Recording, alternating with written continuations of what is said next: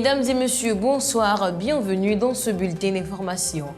À la une de ce journal, Côte d'Ivoire, commune d'Abobo, les travaux de construction du CHU lancés le 30 juillet par le Premier ministre. Retour du chef d'État à Abidjan après une visite d'État en Afrique du Sud et en France.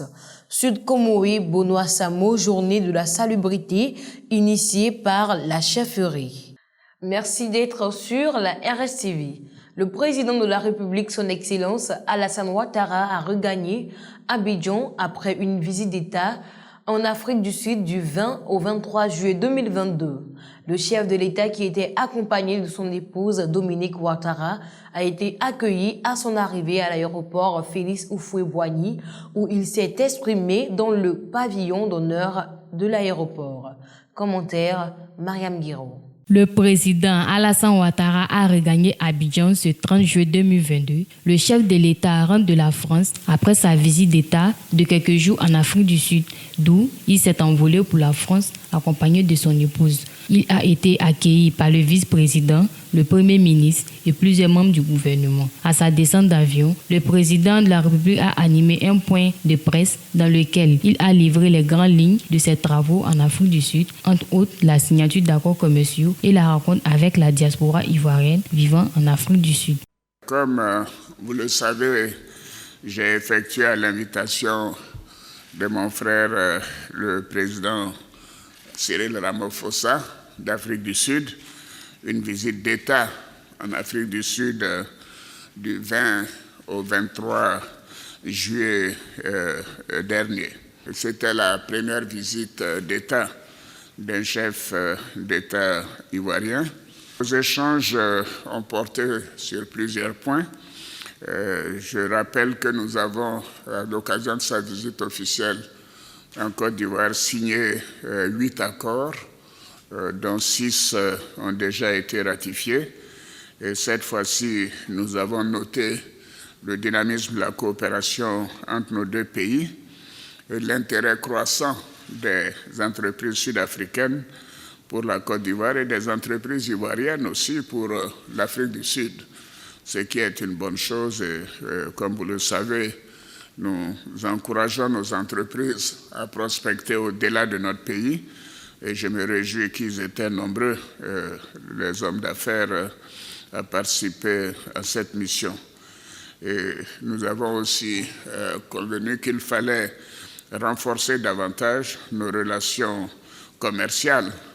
Et ceci a bien démarré, puisque dans les 6 premiers mois de cette année, nos échanges ont augmenté de manière extraordinaire. L'ouverture récente de la ligne Abidjan-Johannesburg de la compagnie Air Côte d'Ivoire contribue à booster ces échanges. Et nous avons à cette occasion signé 6 nouveaux accords de coopération entre l'Afrique du Sud et la Côte d'Ivoire, et notamment dans le domaine du développement et inclusion sociale, la coopération économique, la promotion du commerce et des investissements, ainsi que des transports.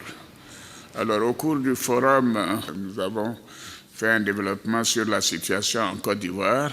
Nous avons montré les atouts de notre pays, aussi bien au plan économique, une économie performante, avec peu d'inflation par rapport aux autres pays, également un dynamisme reconnu, une maîtrise importante au niveau de la sécurité malgré les difficultés à nos frontières.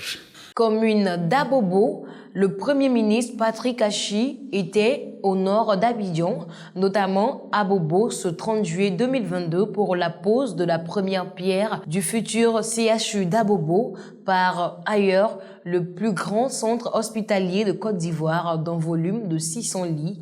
Sa livraison est fixée à 36 mois exactement. Ce samedi 30 juillet, dans la commune d'Abobo, le Premier ministre Patrick Achi a procédé à la pose de la première pierre de l'édifice qui abritera le centre hospitalier universitaire d'Abobo au grand bonheur des populations. Infrastructure à la pointe de la technologie, le centre devrait renforcer le dispositif hospitalier universitaire du pays conformément à la volonté du chef de l'État. D'un coût global de 80 milliards de francs CFA, le CHU d'Abobo sera livré dans 36 mois à la date précise du 1er juillet 2025. Outre le pôle mère-enfant, le CHU disposera de 5 autres pôles, dont le pôle ostéo-articulaire, le pôle abdomen, le pôle médecine générale et le pôle infectieux. Le chef du gouvernement a exhorté l'équipe sur le terrain à la rigueur dans le travail. Patrick Achi a surtout remercié les populations pour leur accompagnement constant à la vision du chef de l'État.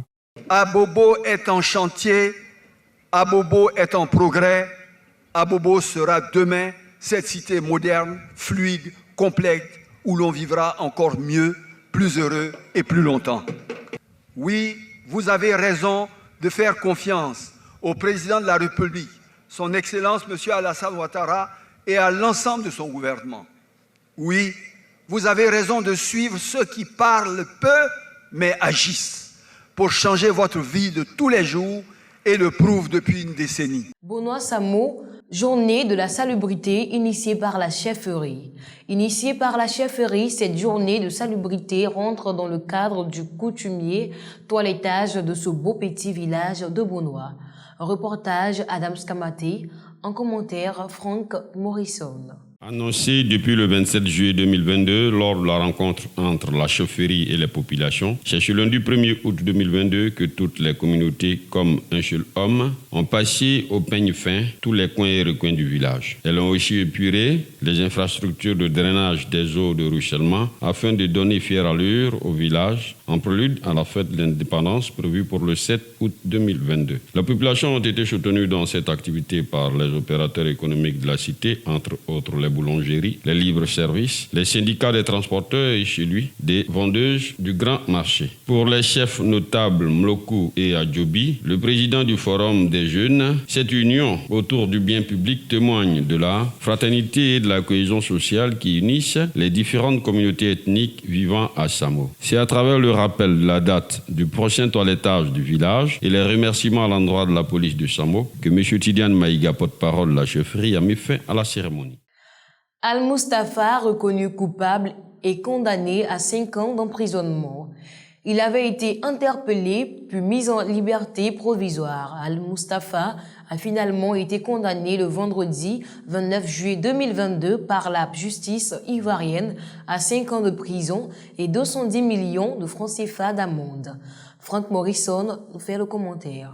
Depuis le 26 août 2021, dans un communiqué publié par le parquet d'Abidjan, le procureur Adou Richard expliquait les raisons de l'action de la justice à l'encontre de Touré Aladji Moussa Mustafa. Le ministère public lui reprochait d'avoir fait usage de faux documents administratifs et d'escroqueries portant sur du numéraire, corruption et blanchiment d'argent. Après des investigations, l'officier de police judiciaire mandaté par le ministère public découvre que le mis en cause a un réseau de faussaires qui produisait et commercialisait de fausses attestations d'exonération de sénateurs auprès de particuliers. Ces derniers s'en servaient pour contourner la procédure douanière en matière d'importation de véhicules. Al-Mustafa est donc placé sous mandat de dépôt par le juge d'instruction en attente de son jugement. Après 5 mois de détention préventive, il est remis en liberté provisoire pour une caution de 30 millions de francs le 28 janvier 2022. L'affaire a suivi son cours et la justice a rendu son verdict le 29 juillet 2022 déclarant Touré Aladji Moussa Mustafa coupable des faits mis à sa charge. Faux usage de faux commis dans des documents administratifs, d'escroquerie portant sur le numéraire et blanchiment d'argent. La note est salée et la pilule difficile à avaler. 5 ans de prison ferme assortie d'une amende de 210 millions de francs. Le tribunal ordonne la confiscation des biens de la société Afrique Transit, du solde créditeur des comptes bancaires de Touré Aladji Moussa Mustafa, alias Al-Mustafa, et la société Afrique Transit. La confiscation de tous les biens qui ont servi ou étaient destinés à commettre les infractions et tous les biens mobiliers ou immobiliers dans lesquels ces produits ont été transférés. Peut-on lire dans le document. En plus des amendes et de la confiscation de ces biens, Al-Mustafa devra aussi payer 18 millions de francs CFA à titre de dommages et intérêts subis par le Sénat ivoirien.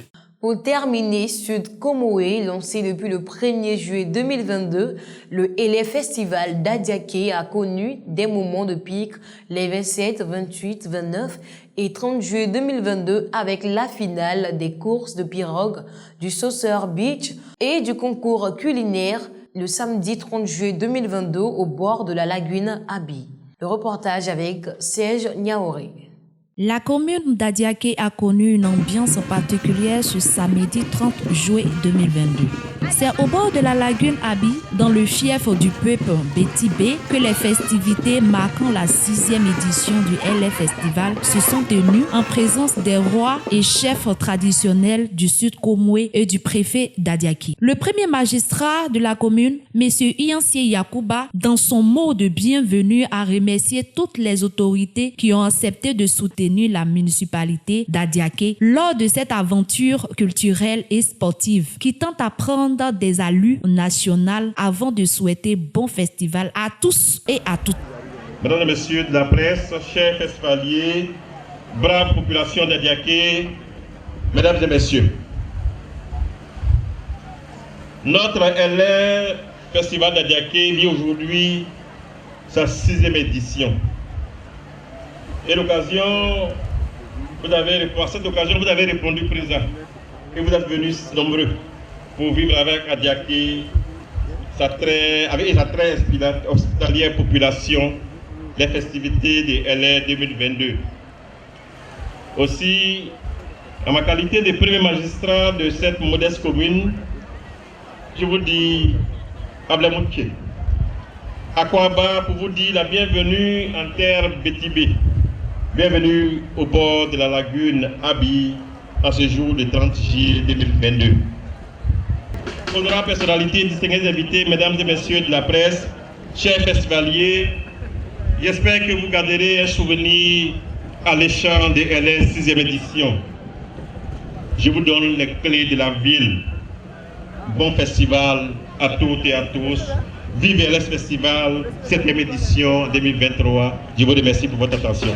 C'est dans une ambiance festive que les différentes compétitions se sont déroulées avec un encadrement sécuritaire des forces de défense et de sécurité nationale. C'est avec une remise de trophées aux différents vainqueurs que la cérémonie a pris fin.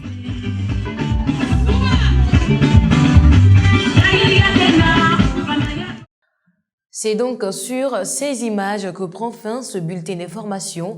Merci de nous suivre et à bientôt.